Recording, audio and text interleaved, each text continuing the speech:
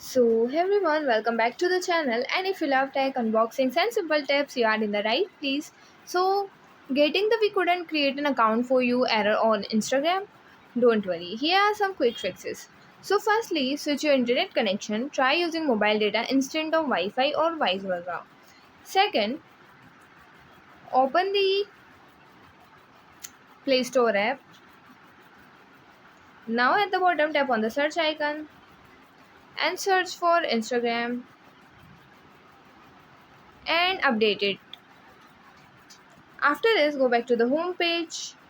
Long press on Instagram, click on eye icon. Now click on force stop, click on OK.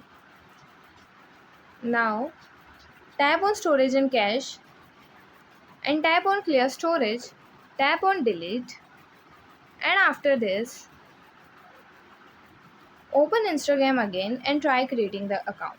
If the problem still continues, use a different email address or phone number because Instagram may temporarily block some details. Also avoid using VPN apps while creating the account. And yeah, that's it. And if you find the information given in the video helpful, please like the video, subscribe to the channel and press the bell icon for more updates. Thank you.